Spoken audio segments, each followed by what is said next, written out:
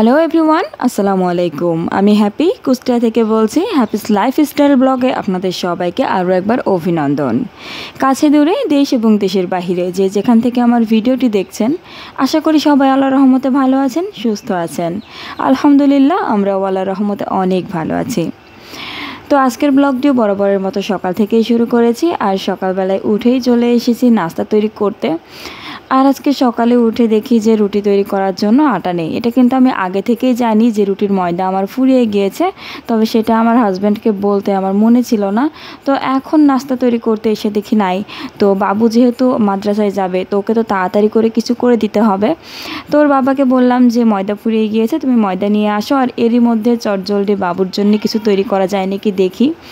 তো পরে ভাবলাম যে মুড়ি আছে, মুড়ি দিয়ে একটু কিছু তৈরি করে দিই, বাবু কোনো রকমে একটু খেয়ে চলে যাক, তারপরে হচ্ছে নাস্তা তৈরি করে টিফিন পাঠিয়ে দেবো বাবাকে দিয়ে। নুডলসও ছিল না ঘরে, তখন ভাবলাম যে কি করা যায়। তারপরে চোখ পড়লো যে ঘরে হচ্ছে মুড়ি আছে বয়ামে, তো তখন মুড়ি দিয়েই ভাবলাম যে কিছু একটু তৈরি করে দিই। তো মুড়ি দিয়েই না আমি নুডলসের মতো করে রান্না করে দিয়েছি। তো মুড়িটাকে আমি প্রথমে একটু পানি দিয়ে ভিজিয়ে চিপিয়ে তুলে নিয়েছি, তারপরে এই তো যথারীতি নুডলসের মতো করেই আমি এটা রান্না করে নিয়েছি। দেখতেই পারলেন ডিম, টমেটো, পেঁয়াজ, মরিচ সব কিছু দিয়ে আমি এটা রান্না করে নিয়েছি নুডলসের মতো করে। তো তারপরে তো বাবুকে খেতে দিলাম। বাবু খেয়ে বললো বেশ ভালো লাগলো, আবার তার বাবাও বললো যে মন্দ হয়নি, ভালোই হয়েছে।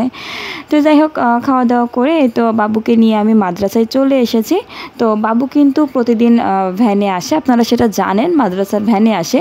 কিন্তু আজকে ওকে আমি সাথে করে নিয়ে এসেছি, কারণ আমার একটু বাহিরে কাজ আছে। তো এই জন্যে ভাবলাম যে বাবুকে আমি রেখে আসি, আর ওদিক দিয়ে কাজটা শেষ করে আসবো। তো এই যে চলে এসেছি, আর আমি আজকে এসেছি হচ্ছে একটি কোকারিজের দোকানে। তো এখানে হচ্ছে নিতে এসেছি কেকের মল্ড। আমার ছেলে না বেশ কয়েকদিন ধরে বলছে আম্মু কেক তৈরি করে দাও। তো আমি কেক তৈরি করি এই বাটিতে, স্টিলের কোনো বাটিতে, টিফিন ক্যারিয়ারে, এগুলোই তৈরি করি।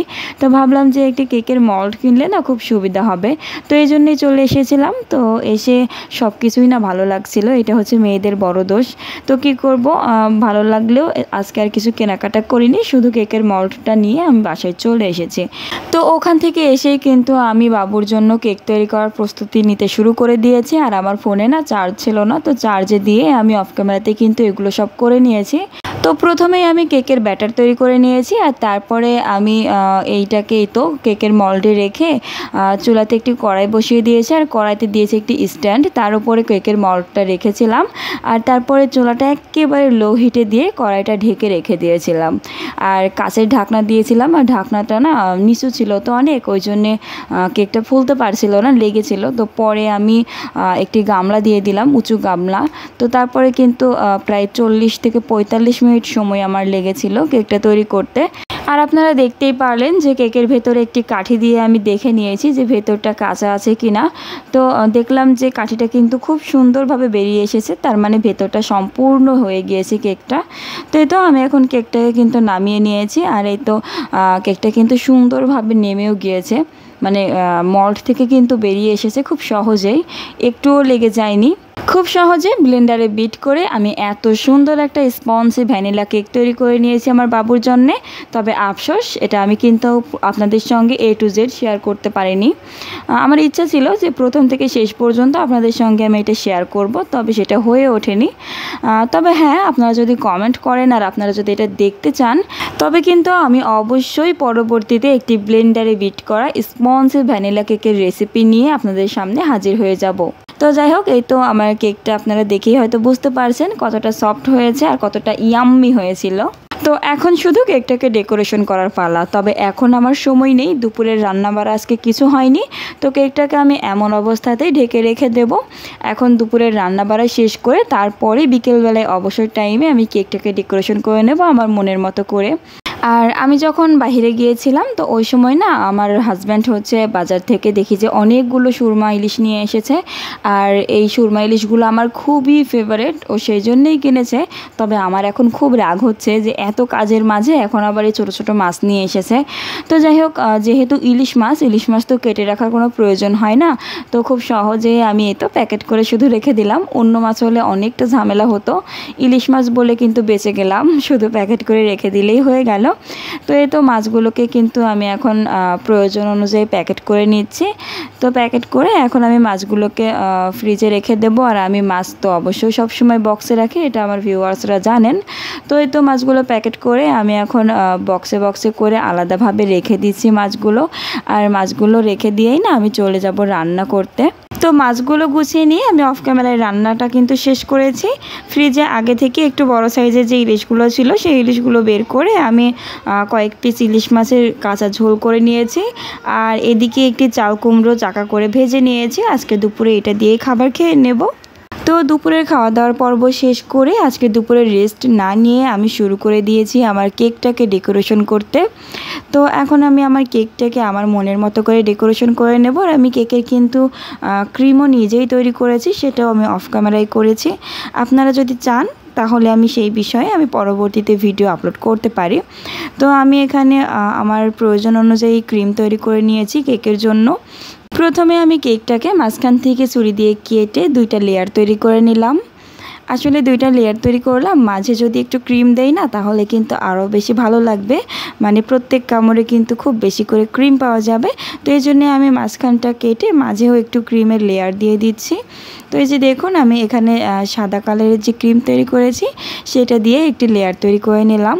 তো আমার একটি কেকের জন্য যতটুকু ক্রিমের প্রয়োজন আমি ঠিক ততটুকু ক্রিমই তৈরি করে নিয়েছি। আর আমি ক্রিমে 2টা কালার দিয়েছি, বেশিরভাগটা দিয়েছি সাদা কালার আর অল্প একটুতে রেড কালার আমি মিশিয়ে দিয়েছি। এভাবে হোয়াইট কালার ক্রিম দিয়ে আমি পুরো কেকটাকে কিন্তু কভার করে নেব। আর হাতের কাজটি করতে করতে এই মুহূর্তে একটি ছোট্ট রিকোয়েস্ট করছি, আপনি যদি এতক্ষণ পর্যন্ত আমার ভিডিওটি কন্টিনিউ করে থাকেন আর আমার ভিডিওর কোথাও কোনো অংশ যদি আপনার কাছে ভালো লেগে থাকে তাহলে প্লিজ আমার ভিডিওটিতে লাইক কমেন্ট করে যাবেন। আর ভিডিওটি যদি অনেকটা ভালো লেগে যায় পরবর্তীতে আপনি যদি এই ধরনের ভিডিও আরও পেতে চান তাহলে আমার চ্যানেলটি সাবস্ক্রাইব করে পাশে থাকা বেল আইকনটি প্রেস করে অল অপশনটি সিলেক্ট করে দেবেন, যাতে করে আমার যে কোনো ভিডিও আপলোডের সঙ্গে সঙ্গে নোটিফিকেশন আপনার কাছে পৌঁছে যায়। আর এই ভিডিওটি যদি আপনি ফেসবুক পেজ থেকে দেখে থাকেন তাহলে প্লিজ আমার পেজটি ফলো করে যেতে কিন্তু ভুলবেন না। হোয়াইট কালার ক্রিম দিয়ে আমি কিন্তু সম্পূর্ণ কেকটি কভার করে নিয়েছি। আর অন্য সাইডে যে অল্প একটু আমি রেড ফুড কালার মিশিয়ে নিয়েছিলাম, তো সেই ক্রিমটুকু দিয়ে আমি এখন একটু হালকা ডেকোরেশন করে নিয়েছি। আসলে ডেকোরেশন করার জন্য যে জিনিসগুলো লাগে তার কোনোটাই আমার ঘরে নেই। তো কি করব, বাবু যেহেতু ইচ্ছে করেছে ডেকোরেশন করা কেক খাবে, তো তখন আমি ভাবলাম যে দেখি কোনো রকমের বিকল্প পথ বেছে নেওয়া যায় কি না। তো লাস্টে আমি একটি মোটা পলিথিন নিয়েছি, সেটাকে পেঁচিয়ে ট্যাপ দিয়ে সম্পূর্ণ জড়িয়ে মাথাটাকে আমি কেচি দিয়ে একটু কেটে নিয়েছি। তবে মাথাটা না একটু বড় হয়ে গিয়েছে কাটা, যার কারণে ক্রিমটা অনেক মোটা হয়ে বের হচ্ছে। তো যাই হোক আজকে এরকমই কেক ডেকোরেশন করব। এরপরে যখন আমি কেক বানাবো তার আগে আমি অবশ্যই চেষ্টা করব কেক ডেকোরেশন করার জন্য সব কিছু হাতের কাছে এনে রাখার। তো যাই হোক বাবু বলছিল যে ওখানে আমার নাম লিখে দাও। তো বাবুর নামটা লিখতে হলে না অনেকটা জায়গা লাগবে, আর যেহেতু অনেক মোটা হয়ে বেরোচ্ছে তো ছোট করে কিন্তু লেখা যাবে না। তো এই জন্য ভাবলাম যে নামের অক্ষর লিখে দিই। তো ওর বাবা বললো যে আমাদের সবার নামের অক্ষরই ওইখানে লিখে দাও। তো ওই যে এখানে দিয়েছি ওর বাবার নামের অক্ষর, আমার, ওর, তো সবার নামের অক্ষর দিয়ে একটি লাভ দিয়ে মানে কোনো রকম ডেকোরেশন করে বাবুর মনটা এখনকার মতো বোঝালাম। তো যাই হোক আমার কেকটা ডেকোরেশন করা কিন্তু হয়ে গিয়েছে। আর আমি কিন্তু এর আগে কখনো এই ধরনের কাজ করিনি, আজকে এই ফার্স্ট, ভুল হলে কিছু মনে করবেন না। তো যাই হোক এটা দেখে কিন্তু আমার ছেলে খুবই খুশি হয়েছে। ও যে কী পরিমাণ খুশি হয়েছে সেটা আপনাদের বলে বোঝাতে পারবো না। আর ও যে খুশি হয়েছে সেটাতেই আমার কিন্তু সার্থকতা। তো যাই হোক ওরা বাবা ছেলে মিলে কিন্তু খুব আনন্দ করে কেকটা কাটছে। তো আমার ছেলে কেকটা নিজেও খেলো, তার বাবাকে খাইয়েছে এবং আমাকেও খাইয়ে দিয়েছে। আর কেকটা খাওয়ার পরে ওরা বাবা ছেলে দুজনেই যে এত পরিমাণ প্রশংসায় পঞ্চমুখ ছিল সেটা দেখে আমি খুবই আনন্দ পেয়েছি। আর আমার কাছেও না কেকটা আসলেই খুবই ভালো লেগেছে। আর কেকটা যে এত সুন্দর হবে সেটা কিন্তু আমি ভাবতে পারিনি। তো যাই হোক কেকের পর্ব শেষ করলাম, কেকের ঝামেলা শেষ করে আমি এখন ঘরটাকে গুছিয়ে নিচ্ছি। সারাদিন আজকে এসব ঝামেলা করতে গিয়ে না আজ ঘর গোছানোর দিকে আমি খেয়ালই করতে করতে পারিনি। আমার ঘরটা যে এত পরিমাণ অপরিষ্কার হয়েছিল চারিদিকটা, আসলে একটা বেলা যদি না তাকাই তাহলেই যেন সব কিছু এলোমেলো হয়ে যায়। আমি যখন কেক ডেকোরেশন করছিলাম তখন তোরা বাবা ছেলে বিছানায় শুয়ে টিভি দেখছিল, তো বিছানাটাও অনেক বেশি এলোমেলো। তো এখন আমি বিছানাটা গুছিয়ে নিচ্ছি, বাবু বসে বসে টিভি দেখছে আর ওর বাবা বাহিরে গিয়েছে। পরবর্তীতে বাবু যখন একা একা কেক খাচ্ছিল তখন কিন্তু বিছানার চাদরে অনেকটা ক্রিম মাখিয়ে ফেলেছে। তো এই জন্য আমি চাদরটাকেও চেঞ্জ করে নিলাম, আর সঙ্গে বালিশের কাভার টাভার যা কিছু ছিল সব কিছুই চেঞ্জ করে আমি ঘরটাকে পরিপাটি করে গুছিয়ে নেওয়ার চেষ্টা করছি। তো যাই হোক, এই তো আমার বিছানাটা কিন্তু গুছিয়ে নেওয়া হয়ে গিয়েছে, আর পাশাপাশি সব ফার্নিচার সব কিছু আমি আস্তে আস্তে গুছিয়ে নেব। তো যাই হোক, আজকের ব্লগটি না আমি এখানেই রাখতে চাচ্ছি। আজকের ব্লগটি অনেকটা লং হয়ে গেল। তো আমার আজকের ব্লগ সম্পর্কে যে কোনো ধরনের আপনার মতামত কিন্তু কমেন্টে জানিয়ে যেতে ভুলবেন না। তো এই যে দেখুন, আমার ঘরটাকে কিন্তু আমি আমার মতো করে পরিপাটি করে গুছিয়ে নিয়েছি। আর আজকের মতো আমি হ্যাপি এখানেই বিদায় নিচ্ছি। তবে হ্যাঁ, আগামীকালকের জন্য আরও সুন্দর একটি ভিডিও নিয়ে আপনাদের মাঝে হাজির হয়ে যাব। সেই পর্যন্ত অপেক্ষা করুন আর আমার চ্যানেলের পাশেই থাকুন। সবাই ভালো থাকবেন, সুস্থ থাকবেন। আজকের ব্লগটি আমি এখানেই শেষ করছি। আল্লাহ হাফেজ, আসসালামু আলাইকুম।